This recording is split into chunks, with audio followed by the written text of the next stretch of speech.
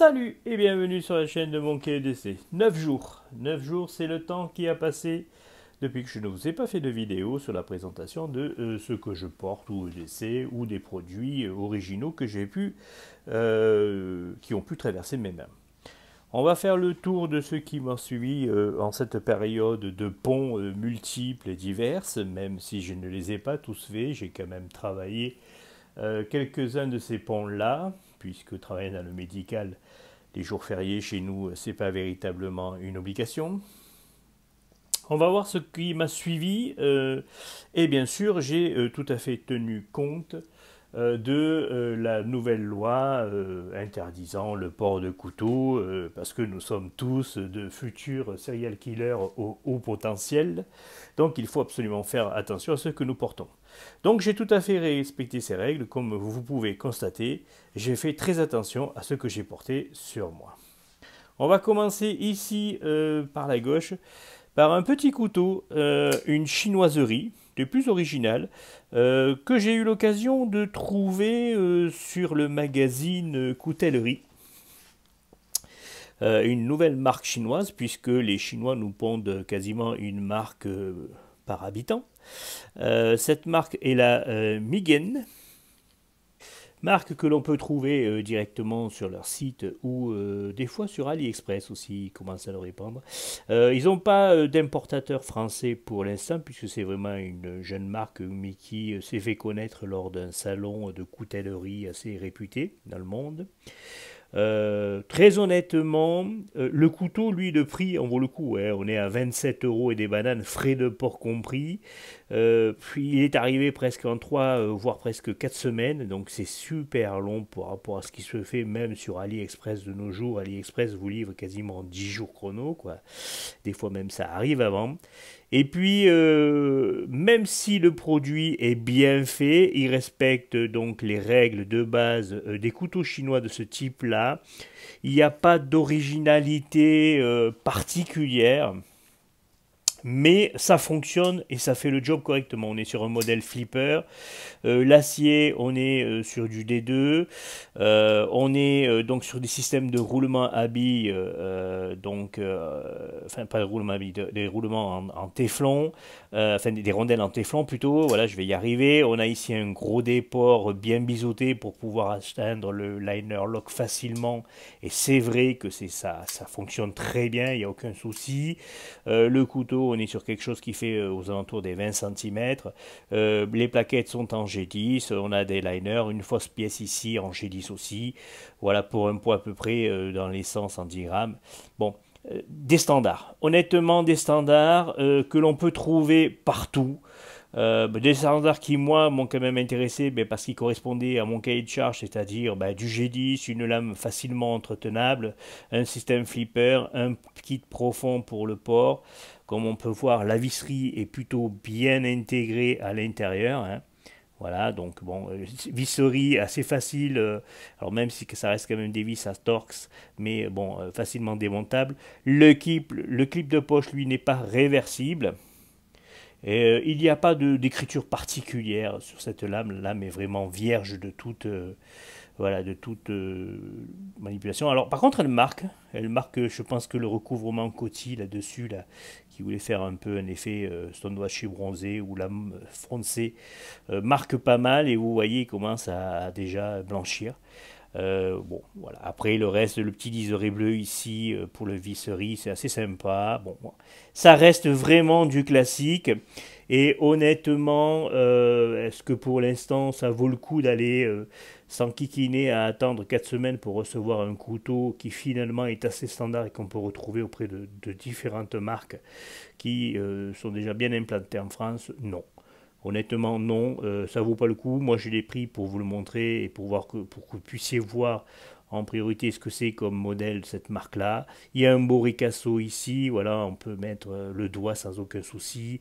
Bon, voilà, c'est vraiment le standard chinois comme on peut le concevoir, mais qui n'apporte rien de plus, rien de moins. Tout est bien assemblé, tout fonctionne correctement. Voilà, ça s'arrête là. Un autre modèle de la marque SOG, voilà. On est ici sur l'Adventure LB, donc un petit modèle, toujours même chose, bon, fabriqué en Chine, hein, toujours, hein, SOG ne fabrique pas lui-même ses propres couteaux, bien sûr c'est sous-traité par des Chinois. On a par contre ici un clip des poches classiques, qui n'est pas un port profond, qui est réversible, comme on peut voir, puisqu'on peut mettre d'un côté comme de l'autre, voilà. Par contre, le verrouillage, lui, se fait par bac, ici à l'arrière, voilà. Bon, ça fonctionne très bien. Il n'y a pas de... Enfin, c'est... Les rondelles sont des rondelles, comme on peut voir. Hop, si on arrive à faire le focus, mon poulet, on est sur des rondelles plastiques, enfin téflon, hein, rien d'exceptionnel. Il n'est pas fluide du tout. Hein, c'est vraiment un couteau brut, mais qui est vraiment un couteau budget. Et même chose, c'est quelque chose qu'on va tourner aux alentours des 20 euros. Voilà, on est à peu près sur le même gabarit que celui-ci, en termes de taille. Même peut-être un petit peu plus petit, excusez-moi, j'ai dit une grosse connerie. Voilà. L'acier, on est sur du 7 au CR13 MOV, donc un acier le plus standard chinois qu'on peut trouver partout, qui pour moi est largement suffisant, on est bien d'accord. Hein. Moi, j'ai aucun souci avec le 440 ou le 7 ou le 5 CR13 MOV, le 7 CR13 MOV, enfin tous ces aciers comme ça. Le D2, moi, j'ai aucun souci. Le 440C, le 440A, moi, j'ai aucun souci avec ces aciers-là. Je trouve que c'est des aciers qui sont très facilement utilisables. J'ai des couteaux avec des aciers un peu de l'espace, un peu spécifiques, mais très honnêtement, pour le quotidien, ce genre d'acier-là me convient très bien. On continue donc avec la marque Boker Magnum, donc une des marques les plus standards et classiques de chez Boker, entrée de gamme qui est fabriquée bien sûr en Chine. Et vous voyez, même chose, hein, on rentre dans le critère des chinoiseries. Alors celui-ci, par contre, a le kit, le port lame donc vers le bas, mais ça reste quand même un port profond. Voilà. Par contre, la visserie est assez imposante. Et c'est vrai qu'elle a eu tendance à s'accrocher au niveau du rebord du pantalon. Le clip, lui, sinon, a une bonne rétention. Même chose, hein, on est aux alentours entre 20 et 30 euros selon les sites. Voilà, celui-ci, je crois que j'ai trouvé sur Amazon. Par contre, ce que j'ai trouvé très joli, voilà, c'est qu'il y a un petit rappel ici, comme le Boker Kei Plus, là, vous savez, ce gros couteau, là. Il y a des petits renforts de G10 rouge, voilà, qui donne un petit côté, qui rehausse un petit peu le côté classe de ce couteau-là. Voilà, on a un passant ici, Dragon, si on souhaite. Voilà, c'est un couteau des plus classiques, avec par contre pas une fluidité phénoménale. Hein. Ce qu'il faut savoir, c'est que la lame est très lourde, en fait, très épaisse. Et lorsque vous actionnez le flipper, vous voyez, il y a une rétention qui se fait. Alors j'ai essayé un petit peu de jouer là-dessus, mais bon, comme vous pouvez constater, c'est un système spécial avec une clé spécifique, bien sûr. Pourquoi faire quelque chose de simple alors qu'on peut faire quelque chose de compliqué, surtout qu'elle n'est pas fournie avec, lorsque vous l'achetez. Donc bon. Alors ça reste un couteau budget. Ce qu'il faut faire, c'est qu'en fait, il faut accompagner, lorsque vous utilisez le flipper, il faut accompagner avec un coup de poignet l'ouverture. Bon, voilà. C'est un couteau budget sympa. C'est un truc qu'on peut acheter hein, sans aucun problème, il n'y a pas de particularité dessus. Par contre, c'est vrai qu'en termes, si vous êtes censé vouloir ouvrir le couteau et le faire claquer compulsivement devant la télévision, comme il dit l'autre, c'est pas fait pour ça. Voilà, c'est vraiment pas fait pour ça, malgré que ça reste un flipper, hein, alors que le système flipper finalement est un système qui est assez facile. Moi, c'est un des systèmes d'ouverture qui me plaît le plus. Mais effectivement, vous voyez, c'est lourd, quoi. C'est lourd. Après, ça fait le taf. Alors on est sur le 440A au niveau de l'acier, c'est marqué dessus, c'est comme le port salut. Voilà. Le modèle exact, je peut-être vous le mettrai en description, je n'ai pas le modèle exact en tête comme ça, hein, mais bon, c'est un des modèles les plus simples que vous pouvez trouver sur n'importe quel bon site marchand pour, je vous dis, une petite somme assez raisonnable. On est quand même sur un gros couteau, hein, on n'est pas loin de 130 grammes, c'est quand même très lourd pour ce que c'est, hein, parce que vous voyez, il y a des grosses platines, plus le G10, plus le double G10, la lame est très épaisse. On est sur un produit qui fait 21 cm de long, donc c'est très long. Hop, vous voyez, il est même plus grand, que celui que je vous ai présenté là. C'est vraiment du gros couteau lourd, hein, voilà. Qui, au quotidien, c'est quand même assez lourd à porter, quoi. C'est quand même le constat que l'on peut faire dessus, même si après le reste c'est super pratique. Dans quelques situations, avoir une grosse lame épaisse et solide, c'est très utile. C'est vraiment, même si vous faites un petit peu Comme ici, là, aux alentours, les vignes et choses comme ça, vous avez besoin d'avoir quelque chose d'un petit peu lourd, d'un petit peu costaud, ben voilà, ça fait très bien le taf. Et ça s'entretient facilement avec du 440 au niveau de la scie. Même chose, donc toujours chez Boker Magnum. Alors là, par contre, celui-ci est monté en bois, avec port de lame voilà, vers le bas, comme ça. C'est de l'ouverture centrale. Alors là, vous voyez tout de suite, c'est beaucoup, beaucoup, beaucoup plus fluide. Il est beaucoup plus léger. Le toucher du bois est très agréable. Hein. Il y a un joli vernissage dessus. Je ne sais pas quel type de bois c'est dessus, mais bon, on est sur du bois, voilà, qui semble assez noble, même s'il n'est pas un bois exotique. On a un beau passant ici. Le clip n'est pas réversible. Hein. Je suis désolé les amis gauchers. Le centrage de lame est tout à fait correct. C'est de l'Indus pur et simple. Hein. Vraiment comme on peut faire. Alors par contre celui-là, ben, il aime bien bretelles et chaussettes. Hein. Voilà. Enfin bretelles et ceinture je veux dire. Donc ben, voilà, vous pouvez avoir ou une ouverture au flipper. Moi c'est comme ça que je l'utilise. Ou alors les Stomtot, ça fonctionne aussi très bien. Il n'y a pas de problème dessus. Toujours c'est donc Boker Magnum et l'essier est toujours sur du 440. Par contre la lame est beaucoup plus fine que celui que je vous ai montré précédemment. Elle est beaucoup moins haute aussi. On peut faire le comparatif d'ailleurs. C'est plus parlant. Ouais. Vous voyez au niveau de la lame, c'est pas du tout la même chose. Celle-ci en plus avec ce côté mat là ici noir comme brut de forge, ça donne un côté beaucoup plus rustique. Celui-ci, vous voyez, donc au niveau de la lame, est beaucoup plus court.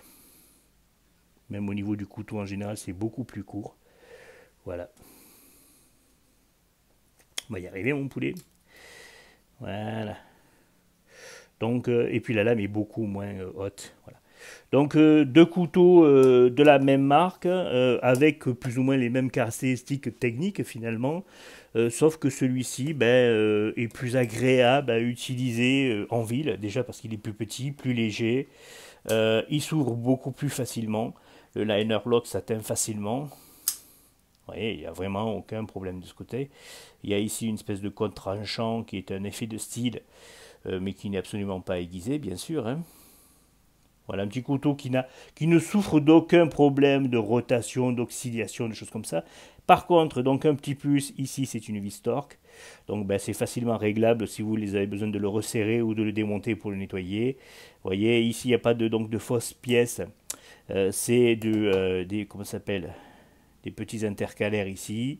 Voilà, ben, ça fait très très très bien le taf. Ça fonctionne très bien. Et puis au niveau du poids, on est beaucoup beaucoup plus léger que l'ancien Boker que je vous ai montré. Même chose, hein, au niveau du tarot, on est en dessous des 30 euros largement. Hein. C'est les couteaux budget là, que je vous ai présenté un petit peu entre guillemets aujourd'hui. On va parler de celui-ci. Alors là, par contre, on est sur quelque chose de vraiment, vraiment, vraiment différent. On est sur du couteau d'artisan, mais vraiment du couteau d'artisan. On est chez la marque Deep Tip avec Citadel. Citadel, en fait, la marque Deep Tip, c'est un Français qui est parti au Cambodge et qui a recruté des forgerons locaux avec un savoir-faire qui est quand même petit particulier et puis qui fabrique des couteaux accessibles à des prix, donc ce sont des couteaux qui sont faits même. Ce qu'il faut savoir, c'est que chaque artisan qui travaille chez Citadel fabrique le couteau de A à Z. Les lames sont des lames forgées. Donc celle-ci, comme on peut voir, il y a brut de forge. C'est du carbone, généralement, c'est du X75 ou du X100, selon les modèles. Au niveau du manche, sur celui-ci, on est sur de la corne de buffle d'eau. Très très beau. Et c'est pour ça, donc en fait, il garde, vous voyez, au niveau des... Il garde un petit peu le côté brut de la corde. Donc alors chaque couteau est unique. Et parce qu'ils ont des petits défauts comme ça qui sont propres à la réalisation lorsque vous travaillez la corde. Hein, et qui, voilà, ils ont gardé un petit peu ça, ce qui leur apporte un côté un petit peu rustique. Et il y a ici un petit, comment ça s'appelle, Jimping, qui a fait un guillochage floral, qui s'accorde très très bien avec l'ensemble. Et au niveau des inscriptions de la lame, c'est assez simple. Hein, il y a juste, comme vous pouvez voir ici, le logo de la marque Citadel. Donc ça, c'est les couteaux que vous pouvez trouver sur la coutellerie Touranger. Mhm. Même chose, hein, c'est une marque que j'ai découvert, enfin qui est connue, hein, elle existe depuis très très très longtemps, hein, puisqu'ils se sont installés au Cambodge en 1996, et je crois que c'est en 2000 ou 2000 et quelques qu'ils ont commencé à faire de la production à l'export, voilà. Alors ici, comme vous pouvez voir, comme c'est un couteau à friction, ils ont mis un système de écrou contre écrou pour pouvoir serrer et desserrer la corne si jamais elle travaille, hein. Et c'est vraiment un couteau super sympathique qui, je transporte via cet étui ici, hein. Par contre, donc, il est livré dans une petite pochette en tissu, hein, style un peu comme à la Civivi, quoi. Donc, il y a quand même quelque chose d'un peu raffiné. Et puis, alors, celui-là, il fait moins de 100 euros. Voilà, donc on est 90, 95 euros, je crois, plus les frais de port, bah, vous comptez une centaine d'euros pour avoir ce produit-là qui est arrivé assez rapidement. Vous avez donc, celui-ci c'est le modèle Edzo, je crois qu'ils appellent.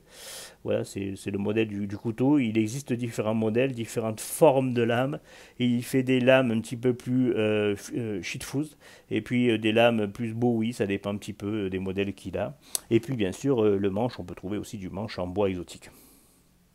Voilà, si vous voulez un petit couteau fait main par des petits artisans du Cambodge, ben voilà, c'est vraiment une marque à avoir, Citadel. Moi, je trouve que c'est pour les collectionneurs qui aiment bien les couteaux, et surtout moi qui aime beaucoup les couteaux à friction, comme ça, un peu rustiques. Vous voyez, moi, j'aime beaucoup. Je l'ai utilisé, vous voyez, déjà la patine se fait, c'est merveilleux. Moi, j'adore ce genre de petits couteaux comme ça, un peu brut, et puis surtout un peu unique, parce que ben, même si vous achetez ensemble deux couteaux Citadel, vous n'aurez pas les mêmes détails au niveau du manche. Chaque modèle est unique. Bon, au niveau du centrage de lame, voilà, hein, bon, ça se fait. C'est pas, mais ça se fait, ça se fait. Par contre, voilà, c'est très agréable cette corne de bûche de l'eau là, très sympa. Un petit mode truc que je voulais vous montrer, c'est une petite chinoiserie. C'est un cutter des plus simples avec une ouverture. Donc c'est une ouverture de lame, voilà, comme ça vous poussez et puis ça déverrouille. C'est un petit cutter facilement transportable dans la poche. Et ben, c'est tout à fait justifiable si jamais vous faites contrôler. Voilà, vous avez besoin d'un cutter pour travailler. Selon les corps de métier, ils utilisent souvent des cutters, hein. Tous les mecs qui travaillent en grande surface, qui dépotent des palettes à la chaîne et des choses comme ça, ou ils travaillent chez Amazon, utilisent tous des cutters. Bon, c'est un truc que vous pouvez justifier si vous le transportez, hein. Bon, honnêtement, voilà. J'ai eu l'occasion de fréquenter, puisque ben, j'en fréquente quelques-uns, et puis on se voit régulièrement, des gens de force de l'ordre, et je leur ai posé la question, savoir qu'est-ce qu'ils pensaient, eux, de cette nouvelle loi et de son application et tout le reste. Bon, donc le discours officiel, c'est que effectivement, il faut pas porter le couteau, tralali, tralala, et que voilà. Le discours officieux, c'est que les gars, ils ont du taf, quoi. Et que ils vont pas systématiquement arrêter tout le monde pour aller les contrôler. C'est pas possible. De toute façon, déjà, ils n'arrivent pas à le faire avec l'ancienne loi. Donc, la nouvelle loi, n'en parlons pas. Et sauf cas exceptionnel, mais ça, c'est d'une logique. C'est-à-dire, si vous allez vous balader dans un rassemblement où il y a un contrôle vigile à l'entrée, des choses comme ça, voilà, ben, y allez pas avec un couteau, c'est logique. Voilà, c'est déjà la base même, hein, voilà, vous respectez ces règles-là et vous ne serez pas emmerdé. Après, si vous allez, vous vivez ici un peu comme ici à la campagne, que vous avez besoin d'un couteau pour les quelques tâches quotidiennes dans le jardin ou des choses comme ça, ou que vous allez sortir en ville chercher le journal et le pain, si vous avez un couteau dans votre poche, on ne va pas venir non plus vous contrôler ou quoi que ce soit. Voilà. Après, il y a couteau et couteau. C'est-à-dire que si effectivement vous vous baladez avec un truc comme ça, bon, ça va être dur de le justifier. Voilà. Vous vous baladez avec un opinel, avec un petit couteau pliant qui n'a pas de cran forcé, qui n'a pas de verrouillage, qui est vraiment un couteau simple pour couper le saucisson et tout ça, surtout ici en mode rural. On va pas venir vous embêter. Ici, il y a une gendarmerie qui s'occupe de 4 ou 5 villages. Les mecs, ils ont une surface à devoir organiser entre les accidents de voiture, les différents petits problèmes qu'ils ont au quotidien, la délinquance locale. ils ont du taf, les mecs. Ils vont pas s'amuser à se mettre au coin de la rue à attendre que vous sortez de chez vous pour vous contrôler. Ils peuvent pas le faire, ça, c'est pas possible. Voilà, ils ont ni les moyens, ni le temps de s'amuser à le faire. Voilà. Donc, vous pouvez, enfin, porter des couteaux, c'est votre responsabilité, c'est à vous de voir. Moi, j'en porte. Voilà, ils savent que j'en porte. Ben, ils savent même, puisque je bouffe avec eux, donc ils me voient sortir un couteau. Après, effectivement, j'évite devant eux pour des problèmes, pour des questions de respect mutuel, de les inconforter, entre guillemets, en sortant un cran d'arrêt ou un machin comme ça. Voilà, je ne fais pas sortir ça. De toute façon, j'ai pas ce genre de couteau là sur moi, puisque c'est pas mon kiff, quoi. Voilà. Mais voilà, sortir un couteau comme ça pour taper le calendos, tranquille avec un bout de pain, lorsque je suis au bord des vignes, ça, ils vont pas venir vous emmerder, hein. Voilà. Alors, et puis, là, ce qui m'a suivi là depuis quelques temps maintenant, c'est cette pince, la MP600 de Gerber. Alors, il existe deux versions, la MP comme celle-ci 600, qui est donc la particularité, c'est que c'est une des pinces multitools qui s'ouvre à une seule main. Il faut savoir que c'est l'une des pinces multitools la plus vendue auprès des forces militaires américaines. Elle est énormément démocratisée là-bas, surtout chez les Marines, parce que ben, justement, elle s'ouvre, elle se ferme à une main, c'est facile, voilà. Bon, il y a quelques outils dedans. Alors ça, par exemple, si vous le portez, ben, vous pouvez le justifier, hein, ben, parce que ben, si vous avez besoin d'une pince pour travailler ou quoi que ce soit, ça peut aller. Alors il y a une lame dessus, mais donc vous voyez tout le bordel, il faut le retrouver, voilà, elle est là. Et puis vous voyez tout le bordel pour sortir une lame, voilà. C'est pas le genre de couteau, enfin d'outils ou de couteau, ouais, même c'est ça, ouais, que vous allez utiliser pour agresser quelqu'un avec ça, quoi. Vous voyez le bordel, c'est même à la limite, c'est déjà très difficile finalement de couper quelque chose avec ça, puisque comme vous voyez la lame est en haut, donc puis tous les outils sont à l'intérieur. C'est pas comme à la limite une Laserman où tous les outils sont accès facilement à l'extérieur. Même si la lame est verrouillable, hein, puisqu'ici il y a un système de verrou, hein, à la pompe, comme on peut voir là. Tous les outils sont verrouillables, hein, ici avec ce système-là. Voilà. Donc, mais bon, ça reste voilà, quelque chose d'assez facile à transporter et à justifier.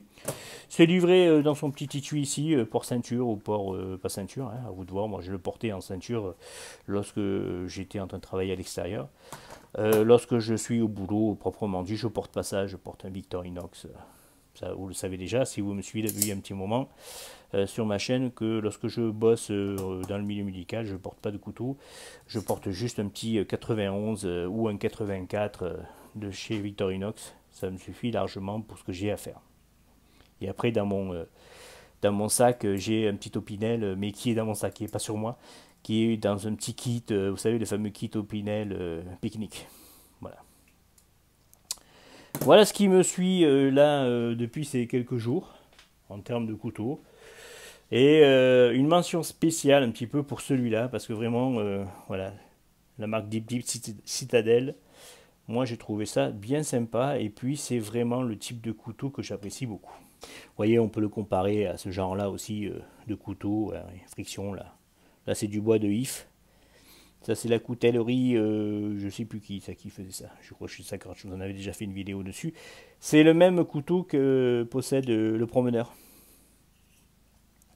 Il a ce couteau-là, il avait en corne et je crois qu'il lui a fait mettre un manche en bois puisque la corne, il avait des difficultés. Sur le mien aussi, j'ai un modèle en corne. J'ai des difficultés, je préfère aussi le modèle en bois. Je trouve que ça va mieux. Puis là, c'est du brut de forge aussi. Voilà, ce type-là de couteau, c'est vraiment agréable, quoi. Il n'y a pas de problème. Allez, sur ce, je vous souhaite une bonne journée. Une prochaine vidéo sur d'autres contenus viendra bien sûr. Des questions, des commentaires, n'hésitez pas. On se rapproche des 2000, c'est sympa. N'oubliez pas, lorsque on atteindra le niveau des 2000, j'ai un petit kit que je vous avais montré de chez Temu. Avec quelques outils dessus, une sorte de petite trousse EDC qui sera à gagner lors d'un tirage au sort. Mais je vous en rappellerai lorsqu'on arrivera aux 2000 abonnés. A bientôt et merci bien.